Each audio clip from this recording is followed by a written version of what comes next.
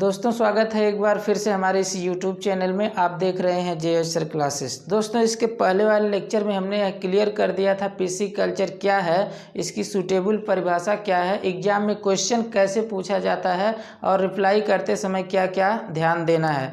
मैंने यह भी बता दिया था एम ऑफ फिश कल्चर यानी मछली पालन का उद्देश्य क्या है और जिन मछली का पालन करना उसके अंदर क्या क्या क्वालिटी होनी चाहिए। अगर आप वह लेक्चर नहीं देखे हैं तो पहले वो लेक्चर देख लीजिए, तभी आप ये लेक्चर समझ पाएंगे। ये समझिए कि पहले वाले लेक्चर का ये पार्ट 2 है। अगर आप पार्ट 1 नहीं देखे रहेंगे तो पार्ट 2 नहीं समझ पाएंगे। हालांकि इस लेक्चर में हम आपको बताएंगे टाइप ऑफ कल्चरेबल फिश, यानी जिन मछली का पालन किया जाना है या किया जाता है वो कितने तरह की होती हैं। फिर इसके बाद हम बताएंगे culturable fishes in India, Bharat में कौन सी मछलियां हैं जिनका पालन किया जाता है और उनके अंदर क्या क्वालिटी होती है कि जिसका पालन किया जाना ज़्यादा उत्तम होता है। इसके बाद फिर हम आपको इसमें लास्ट में बताएंगे factor affecting to fish culture, यानी मछली पालन को प्रभावित करने वाले वो कौन कौन से कारक हैं, तो उसका भी वर्णन हम इसमें करेंगे। तो चलिए आइए सबसे पहले हम बताते हैं टाइप ऑफ कल्चरेबल फिशेस। दोस्तों जो कल्चरेबल फिशेस होती हैं वह मुख्य रूप से 3 तरह की होती हैं। यहाँ पर लिखा भी गया है the culturable fishes are 3 types, यानी 3 तरह की कल्चरेबल फिशेस यानी कि पालन करने योग्य मछलियाँ होती हैं। उसमें पहला देखिए क्या है, indigenous or native fresh water fishes. Indigenous का मतलब स्वदेशी और नेटिव का मतलब भी होता है देसी। फ्रेश वाटर फिशेस का मतलब यह स्वच्छ जल में पाई जाने वाली मछलियाँ हैं। फ्रेश वाटर समझ लीजिए, देखिए वाटर 2 तरह के होते हैं, फ्रेश वाटर और मैरीन वाटर।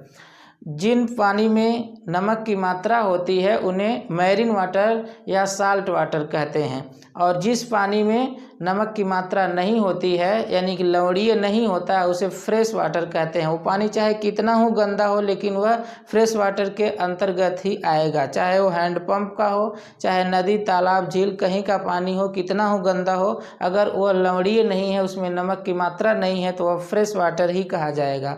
और कितना हो फ्रेश वाटर हो, कितना हो मतलब स्वच्छ हो, लेकिन अगर उसके अंदर नमक की मात्रा है तो उसे आप फ्रेश वाटर नहीं बल्कि मैरीन वाटर या फिर साल्ट वाटर कहेंगे।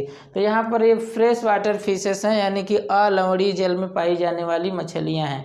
पहला है, इसके अंतर्गत आते हैं मेजर कार्प्स आती हैं। पहला जो प्रकार है उसके अंदर मेजर कार्प्स आते हैं। दूसरा देखिए क्या है, साल्ट वाटर फिशेस।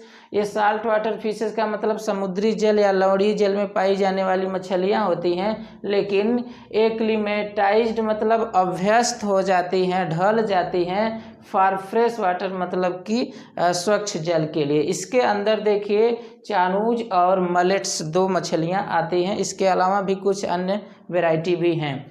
तीसरा देखिए exotic fishes imported from other countries. Exotic fishes का मतलब विदेशी मछलियाँ जो दूसरे देश से इंपोर्ट करके लाई गई हैं। देखिए imported from other countries, imported का मतलब लाया गया है, फ्रॉम मतलब से, अदर कंट्रीज का मतलब दूसरे देशों से लाया गया है।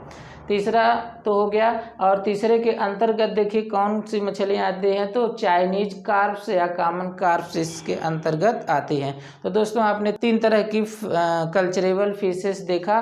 पहला है indigenous or native fresh water fishes, दूसरा salt water fishes acclimatised for fresh water यानी कि फ्रेश वाटर के लिए ढल गई हैं, और तीसरा है exotic fishes imported from other countries, यानी जो विदेशी मछलियां हैं दूसरे देश से अपने देश में लाई गई हैं।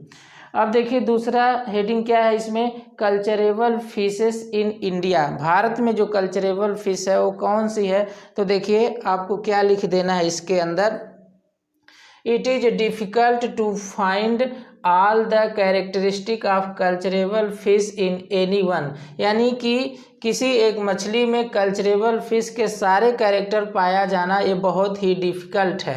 देखिए यहाँ से क्लियर हो जा रहा है, इट इज़ डिफ़िकल्ट, यह बहुत कठिन है, to find all characteristic of culturable fish, यानी पाया जाए कैरेक्टरिस्टिक ऑफ कल्चरेबल फिश, यानी कल्चरेबल फिश के सारे कैरेक्टर पाया जाए in any one of fish, यानी किसी एक मछली में। कुल मिलाकर ये कहना है कि किसी भी मछली में कल्चरेबल फिश का सारा कैरेक्टर पाया जाना यह बहुत डिफ़िकल्ट है। बट यानी लेकिन सम फिशेस आर फाउंड, कुछ मछलियाँ ऐसी हैं जो पाई जाती हैं, मोस्ट सूटेबल, वो ज़्यादा सूटेबल होती हैं फॉर फिश कल्चर यानी मछली पालन के लिए। कुल मिलाकर यहाँ पर ये कहना है कि एक मछली के अंदर कल्चरेबल फिश के सारे गुण उपलब्ध हों यह तो बहुत कठिन है, लेकिन कुछ ऐसी मछलियाँ होती हैं जिनका पालन करना सूटेबल होता है।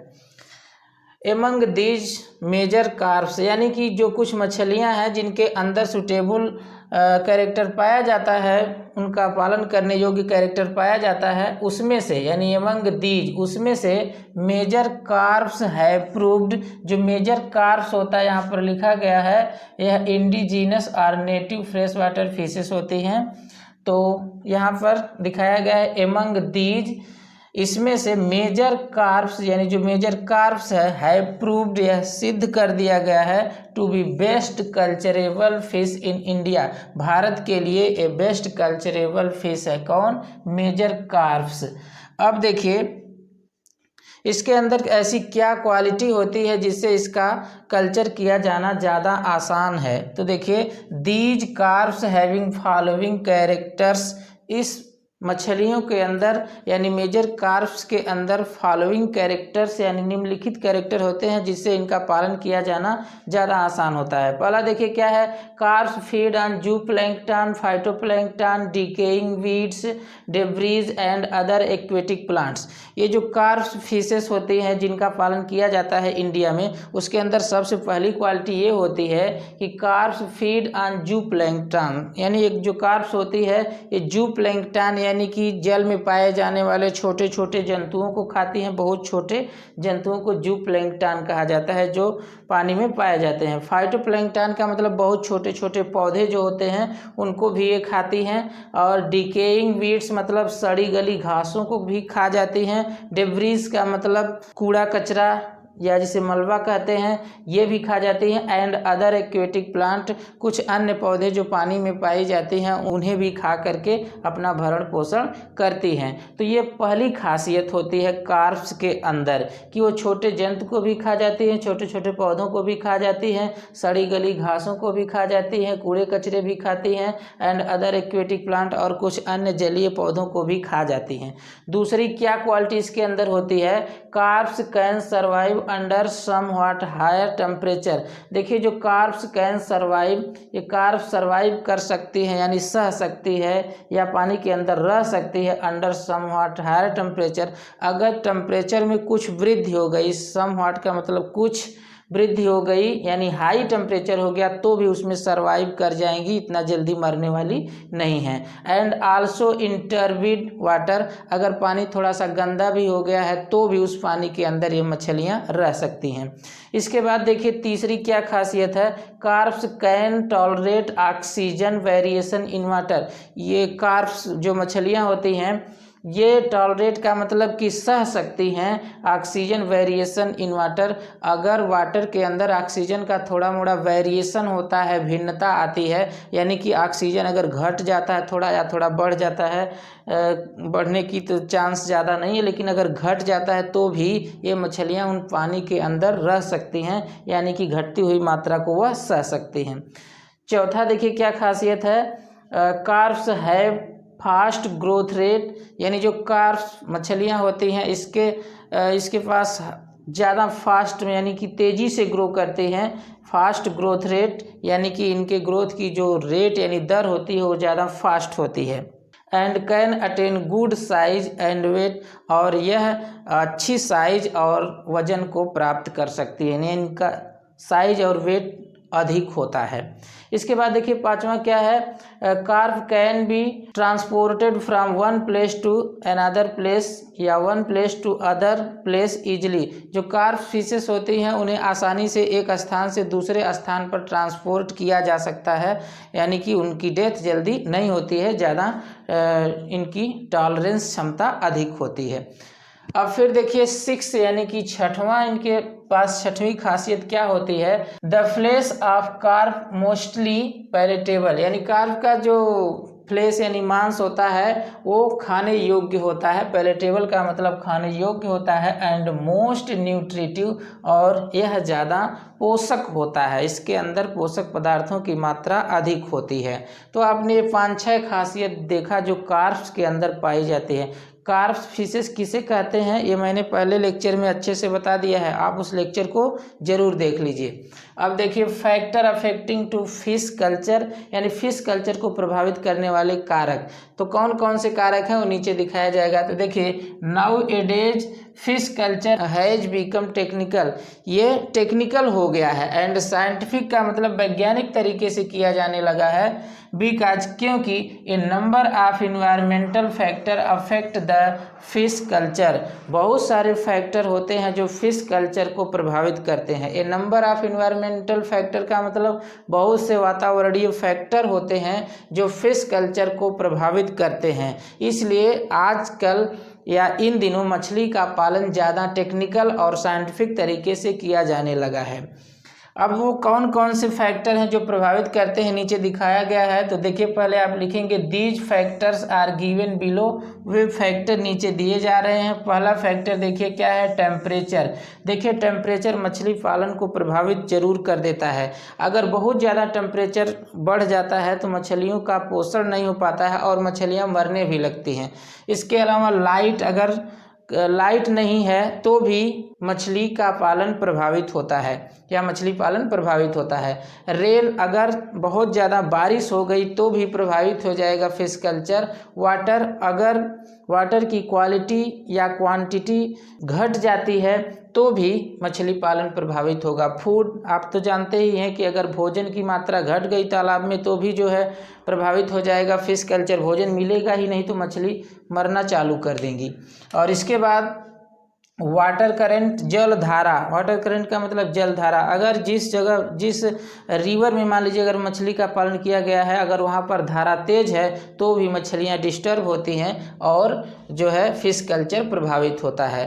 टर्बिडिटी ऑफ वाटर, अगर पानी बहुत ज़्यादा मटमैला या गंदा हो गया है तो भी मछली पालन प्रभावित हो जाता है। डिजीज तो मुख्य है, अगर डिजीज फैल गई तालाब में या पोखरे में, जहाँ जिस भी वाटर बॉडी में मछली का पालन किया गया, अगर उसमें बीमारी आ गई तो पक्का है कि वहाँ मछलियाँ मर जाएंगी और पूरी तरह से फिश कल्चर प्रभावित हो जाएगा। और टॉक्सिक पॉल्यूटेंट, कुछ जहरीले प्रदूषक पदार्थ होते हैं जैसे मरकरी वगैरह, अगर पानी में चले जाते हैं जहाँ पर मछली का पालन किया गया है तो 100% यह मछली के पालन को प्रभावित कर देगा और बहुत बड़ा घाटा भी लग सकता है। पीएच का मतलब होता है, मतलब 7 से कम अगर पीएच है तो एसिडिक, और 7 से अधिक है तो बेसिक, 14 तक यानी क्षारीय होता है। तो पीएच प्रभावित होने का मतलब अगर पानी की जो प्रकृति है अगर अम्लीय हो जाती है ज़्यादा या ज़्यादा क्षारीय हो जाती है तो भी फिश कल्चर प्रभावित होता है। सैलिनिटी ऑफ वाटर, यानी कि पानी में नमक की मात्रा है। सैलिनिटी का मतलब नमक की मात्रा अगर पानी में बढ़ गई तो भी फिश कल्चर प्रभावित हो जाएगा। ज़्यादा नमक की मात्रा है तो मछलियाँ मरने लगती हैं।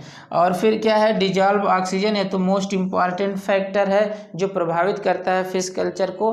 अगर पानी में ऑक्सीजन की मात्रा जो डिजॉल्व होती है बहुत कम हो गई तो मछलियाँ मरना शुरू कर देती हैं, यानी मरने लगती हैं और फिश कल्चर पूरी तरह से प्रभावित हो जाता है। तो दोस्तों इसी हेडिंग के साथ यह लेक्चर समाप्त हो गया। अगले लेक्चर में हम आपको एक नए क्वेश्चन के बारे में बताएंगे। अगला लेक्चर नंबर 3 रहेगा। तब तक के लिए जय हिंद।